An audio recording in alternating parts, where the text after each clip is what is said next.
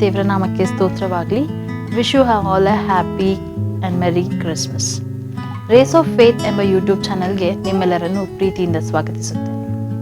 ಇದು Christmas season ಆಗಿರುವುದರಿಂದ ನಾವು ಮಾಲ್ಗಳಲ್ಲಾಗಲಿ, ಚರ್ಚ್ಗಳಲ್ಲಾಗಲಿ, ಮನೆಗಳಲ್ಲಾಗಲಿ ನಾವೇನು ನೋಡ್ತೇವೆ ಅಂದರೆ ಕ್ರಿಸ್ಮಸ್ ಟ್ರೀಯನ್ನು ನೋಡ್ತೇವೆ, ಗೋದಲಿಯನ್ನು ನೋಡ್ತೇವೆ, ನಕ್ಷತ್ರವನ್ನು ನೋಡ್ತೇವೆ ಅಲ್ವಾ. ಇದನ್ನು ಇನ್ನಷ್ಟು ಸುಂದರವಾಗಿ ಕಾಣಿಸಲು ಏನು ಮಾಡ್ತಾರೆ, ಬೆಳಕನ್ನು ಹಾಕ್ತಾರೆ. ಬೆಳಕು. ಈ ದಿನದ ಶೀರ್ಷಿಕೆ ಏನಂತ ನೋಡುವಾಗ ಏಸು ಲೋಕಕ್ಕೆ ಬೆಳಕು. ಏಸು ಲೋಕಕ್ಕೆ ಬೆಳಕು ಅಂತ ನಾನು ಯಾಕೆ ಹೇಳ್ತಿದ್ದೀನಿ ಅಂದರೆ, ಯೇಸು ಸ್ವಾಮಿ ತಾನೇ ನಾನೇ ಲೋಕಕ್ಕೆ ಬೆಳಕು, ನನ್ನನ್ನು ಅನುಸರಿಸುವವನು ಕತ್ತಲೆಯಲ್ಲಿ ನಡೆಯದೆ ಜೀವ ಕೊಡುವ ಬೆಳಕನ್ನು ಹೊಂದಿರುವನಾಗಿರುವನು ಎಂದು ಹೇಳಿದನು. ಕತ್ತಲೆ ಅಂತ ನೋಡುವಾಗ ಕತ್ತಲೆ ಏನು ಸೂಚಿಸುತ್ತೆ ಅಂದರೆ ಶಾಪ, ಮರಣ, ಪಾಪ ಎಲ್ಲ ಕೆಟ್ಟದನ್ನು ಅದು ಸೂಚಿಸುವಂಥದ್ದಾಗಿದೆ.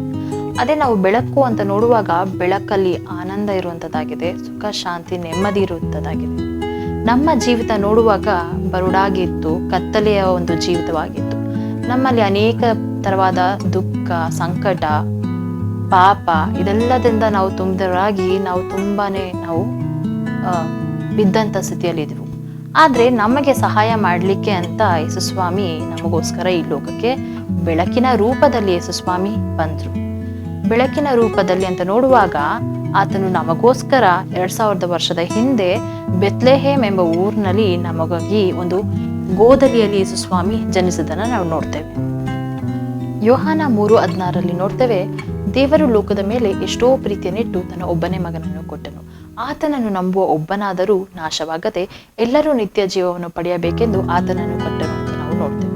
ಆದಿಯಲ್ಲಿ ನೋಡುವಾಗ ದೇವರು ಮತ್ತು ಮನುಷ್ಯನ ಒಂದು ಸಂಬಂಧ ತುಂಬಾ ಒಳ್ಳೆಯ ರೀತಿಯಲ್ಲಿ ಇದ್ದಂಥದ್ದಾಗಿತ್ತು. ಆದರೆ ಪಾಪ ಪ್ರವೇಶವಾದ ನಿಮಿತ್ತ ದೇವರು ಮತ್ತು ಮನುಷ್ಯನ ಮಧ್ಯೆ ಒಂದು ಬಿರುಕು ಉಂಟಾಯಿತು. ಇದನ್ನ ಸರಿಪಡಿಸಲಿಕ್ಕೆ ಯೇಸುಸ್ವಾಮಿಯನ್ನ ತಂದೆಯಾದ ದೇವರು ಈ ಭೂಮಿಗೆ ಕಳಿಸಿಕೊಟ್ರು. ಒಂದು ಶಾಂತಿಯ ದೂತನಾಗಿ ಆತನನ್ನ ಕಳಿಸಿಕೊಟ್ರು. ಮತ್ತೆ ನೋಡುವಾಗ ಪಾಪವು ಕೊಡುವ ಸಂಬಳ ಮರಣ, ಯೇಸು ಕ್ರಿಸ್ತನಲ್ಲಿ ನಿತ್ಯ ಜೀವ. ನಮಗೆ ನಿತ್ಯ ಜೀವ ಬೇಕಾದರೆ ನಾವು ಯೇಸುಸ್ವಾಮಿಯನ್ನು ನಂಬಬೇಕು ಮತ್ತು ನಮ್ಮ ಪಾಪದ ಅರಿಕೆಯನ್ನು ಮಾಡಬೇಕು. ಇದೆಲ್ಲವನ್ನು ನಾವು ಮಾಡಿದರೆ ನಮ್ಮ ಜೀವಿತದಲ್ಲಿ ಬೆಳಕಿರುತ್ತದೆ. ನೀವು ಅನ್ಕೋಬಹುದು, ನಮ್ಮ ಜೀವಿತದಲ್ಲಿ ಕತ್ತಲೆ ಆಗಿದೆ, ನಮ್ಮ ಜೀವಿತದಲ್ಲಿ ದುಃಖ ಇದೆ, ಕಷ್ಟ ಇದೆ ಅಂತ ನೀವು ಅನ್ಕೋಬಹುದು. ಅದೇ ನಿಮಗೆ ಆನಂದಕರವಾದ ಜೀವನ ಬೇಕಾದರೆ ನಿಮಗೆ ಯೇಸುಸ್ವಾಮಿ ಅತಿ ಅಮೂಲ್ಯವಾಗಿದೆ. ಕತ್ತಲೆಯಲ್ಲಿರುವುದಾದ್ರೆ ಯೋಚಿಸದೆ ಹಿಂದೆ ಯೇಸು ಕ್ರಿಸ್ತನನ್ನ ನಿಮ್ಮ ರಕ್ಷಕನಾಗಿ ಸ್ವೀಕರಿಸಿ ಆತನಲ್ಲಿ ಆನಂದ ಉಂಟು, ಆತನನ್ನು ನಂಬಿ ಆತನೊಟ್ಟಿಗೆ ನಡೆಯಿರಿ ಅಂತ ಹೇಳುತ್ತಾ ಇದು ನಮ್ಮ ಒಂದು ಕ್ರಿಸ್ಮಸ್ ಸಂದೇಶವಾಗಿತ್ತು. ಏಸು ಲೋಕಕ್ಕೆ ಬೆಳಕು. Happy Christmas to one and all. Thank you.